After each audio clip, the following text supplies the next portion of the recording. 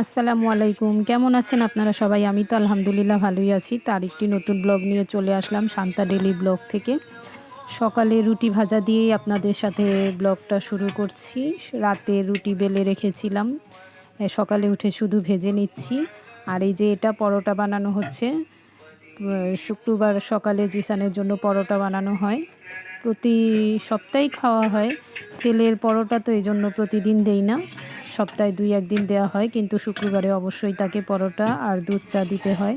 তার সাথে আমিও একটু পরোটা আর দুধ চা খাওয়ার সুযোগ পাই বলতে আমি তো যখন ইচ্ছা তখনই খেতে পারি, কিন্তু একটু ডায়েট কন্ট্রোল করি, যার জন্য প্রতিদিন আর পরোটাটা খাওয়া হয় না। কিন্তু ভাই দুধ চা আমার প্রতিদিন লাগে, দুধ চা ছাড়া আমার একদিনও চলে না। আর পরোটা বানালেও আমি চেষ্টা করি পরোটাগুলা হালকা তেলে ভাজলে তারপরেও একটু সকাল সকাল তেলের পরোটা বেশি খাওয়া ঠিক না, এই জন্য হালকা তেলেই ভাজার চেষ্টা করি। আর প্লিজ কেউ মাইন্ড করবেন না, চুলার আশেপাশে লাকড়ি চুলায় রান্না করা হয়, 2-1 দিন পর পরই চুলাটা লেপা হয়, কিন্তু তারপরও কালো কালো হয়ে যায়। এই জিনিসটা প্লিজ সবাই ইগনোর করবেন। আর আমার চ্যানেলটি যদি ভালো লেগে থাকে, আমার ব্লগ ভিডিওটি যদি ভালো লেগে থাকে, অবশ্যই একটু লাইক দিয়ে সম্পূর্ণ ভিডিওটি স্কিপ না করে দেখবেন, আমার সাথে থাকবেন, পাশে থাকবেন। আর যদি চ্যানেলটি ভালো লেগে থাকে তাহলে অবশ্যই সাবস্ক্রাইব করে আমার সাথে থাকবেন।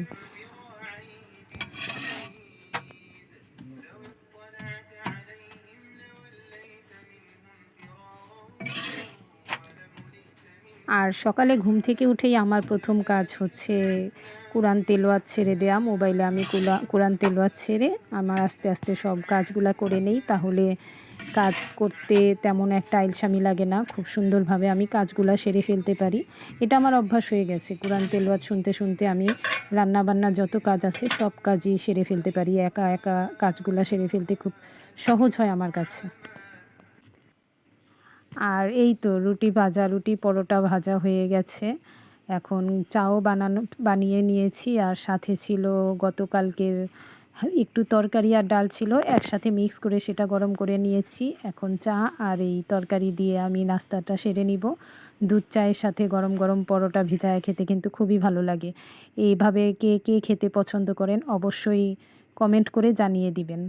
আর এই সকালের নাস্তাটা আমার খুবই পছন্দের একটা নাস্তা। আর জিসানও চায়ের সাথে পরোটা ভিজায়া খেতে সেও খুব পছন্দ করে। তো এই তো মা ছেলে মিলে এখন সকালের নাস্তাটা সেরে ফেলছি, তারপর তো সারাদিনের কাজকর্ম আছেই। আর এরপরে এই তো আম আম গাছ থেকে পাড়া হয়েছিল। এই কারণ কাঠবিড়ালির কারণে আমগুলা রাখা যায় না, কাঠবিড়ালি একটু পাকা ধরলেই কাঠবিড়ালি আমগুলা খেয়ে ফেলে, এই জন্য জিসানের আব্বু, জিসানের দাদি তারা সবাই মিলে আম পেড়েছিল।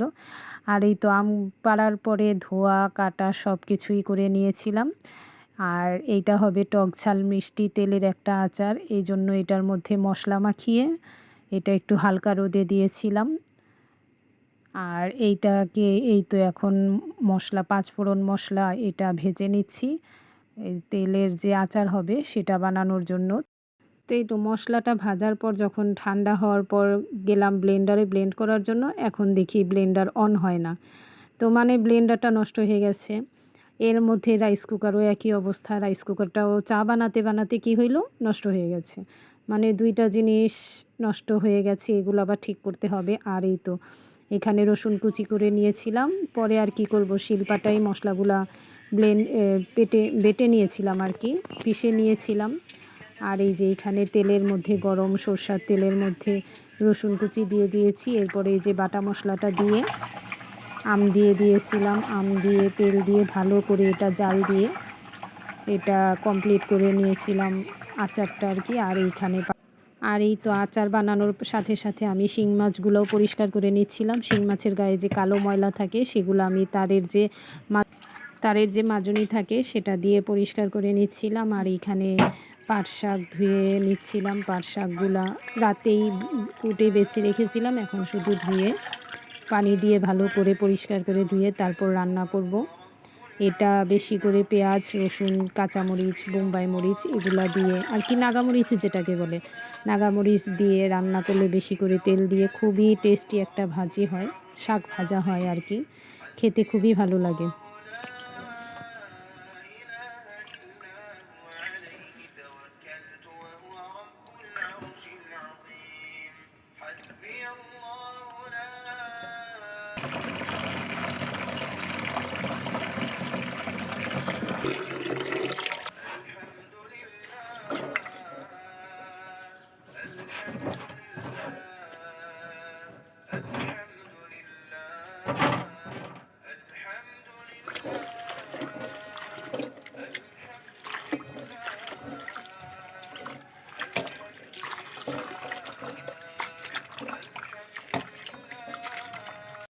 আর এইখানে জিসানে বিকালের নাস্তার জন্য পাস্তা রেডি করে নিচ্ছিলাম, আর না হলে দুপুরে খাওয়ার পরেই একটা মাথায় টেনশন থাকে যে ছেলেকে সন্ধ্যার নাস্তায় কী দিব। আর এইখানে মাছ ভেজে নিচ্ছিলাম, তেলাপিয়া মাছ। আর এই তো পাট শাক ধোয়া কাটা হয়ে গেছে। আর এইখানে পাট শাকের জন্য রসুন কুচি করে নিয়েছি, পেঁয়াজ কুচি করে নিয়েছি, বেশি করে পেঁয়াজ রসুন দিয়ে এটা ভাজা ভাজা করে নিব। আর এই যে জিসানের পাস্তা এখানে রেডি। এটা ছেলের হচ্ছে সন্ধ্যার নাস্তা, সন্ধ্যার সময় আরেকটু গরম করে দিব তাহলেই হয়ে যাবে। আর এই যে এখানে এক চুলায় মাছ ভাজা হচ্ছে আর আরেক চুলায় পাট শাক ভাজা হচ্ছে। পাট শাকের মশলাটা আর কি কষানো হচ্ছে, পেঁয়াজ রসুন এগুলো কষায় নিয়েছি। আর এই যে এখানে লাল যে দেখতে পাচ্ছেন এটা হচ্ছে নাগামরিচ। পাট শাকের মধ্যে নাগামরিচটা দিলে স্মেলটা খুব ভালো আসে আর খেতেও খুব মজা লাগে। তো এটা এখন ভালো করে ভাজা ভাজা করে রান্না করে নিব, ভাজা ভাজা করে নিব, কারণ ভাজা ভাজা করলে এটার টেস্টটা অন্যরকম হয়। আর যদি একটু ভিজা রাখি, মানে পানিটা ভালো মতো না শুকালে এটা খেতে তেমন একটা ভালো লাগে না। তো পাট শাক রান্নার পর এইখানে আবার লাউ দিয়ে যে তেলাপিয়া মাছ রান্না করব, ওই জন্য মশলা কষায় নিচ্ছি। পেঁয়াজ একটু আদা রসুন দিয়েছি, এখন লবণ ধইনা গুঁড়া হলুদ গুঁড়া মরিচ গুঁড়া এগুলা দিয়ে ভালো করে কষানোর পর লাউগুলা দিয়ে দিব। তারপর লাউ কষায়া ভালো করে কষিয়ে গরম পানি দিয়ে ফোটানোর পরে এটার মধ্যে মাছ দিয়ে রান্না করে নিব। আর কি এটা হচ্ছে সিম্পল রান্না, হালকা মশলা দিয়ে রান্না করা আর কি। তো এই লাউ দিয়ে তেলাপিয়া মাছ খেতে কে কে পছন্দ করেন অবশ্যই কমেন্ট করে জানাবেন।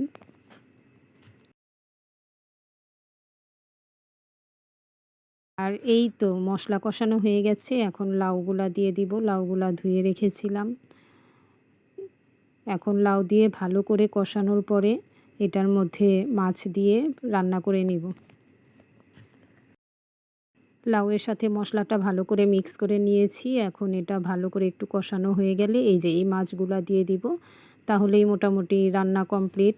এই তো লাউ দিয়ে মাছ রান্না হয়ে গেছে। আর এটা মরিচের কালার, মরিচ কম দিয়েছি গুঁড়া মরিচটা, এই জন্য কালারটা একটু অন্যরকম এসেছে। আর এই যে এখানে পাট শাকও হয়ে গেছে। পাট শাকটা এখন মাটির চুলা, তো মাটির চুলায় এমনি বসায় রাখলেই আরও ভাজা ভাজা হবে, এটা তখন আরও ভালো লাগবে খেতে। আর রান্নাবান্না শেষ করার পরে খাওয়া দাওয়া করে দুপুরে একটু বের হয়েছিলাম বাইরে। এই যে রাইস কুকার দেখতে পাচ্ছেন, ভীষণের শোরুমে এসেছিলাম রাইস কুকার ঠিক করার জন্য। তারপর আবার আরেক জায়গায় যেতে হবে ব্লেন্ডার ঠিক করার জন্য।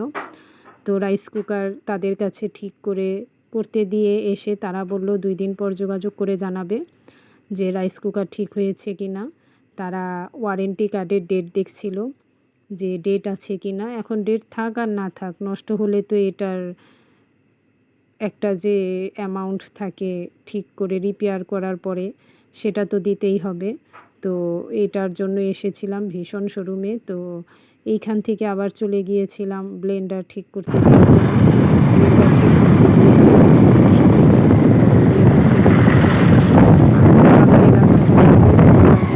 মাইন্ড ফ্রেশ হয়ে যায়, যে একটা অন্যরকম পরিবেশ, খুবই ভালো লাগে। আর এই যে পাশে দেখতে পাচ্ছেন এটা হচ্ছে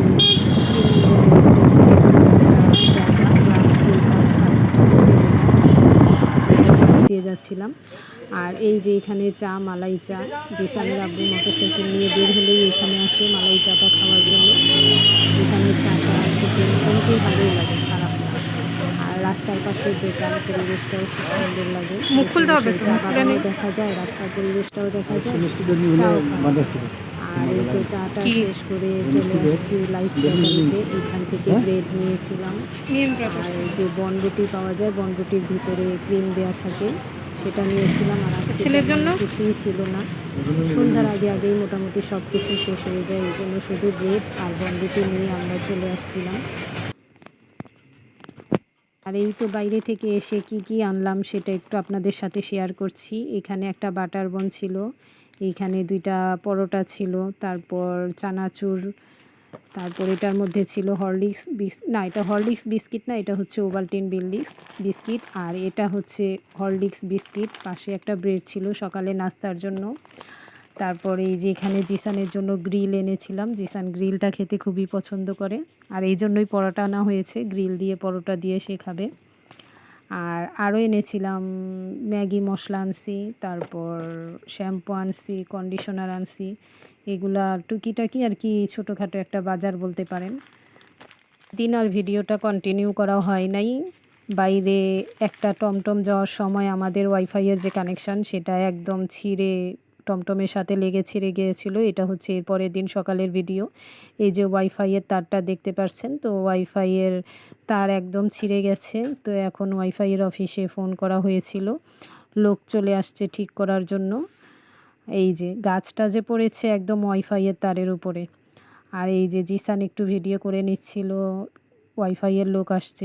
আজকের ব্লগটি আমি এখানেই শেষ করছি। সবাই ভালো থাকবেন, সুস্থ থাকবেন, আর আমার চ্যানেলটি সাবস্ক্রাইব করে আমার পাশে থাকবেন, সাথে থাকবেন। সবাই ভালো থাকবেন। আল্লাহ হাফেজ। গাছ কাটবা কাটালে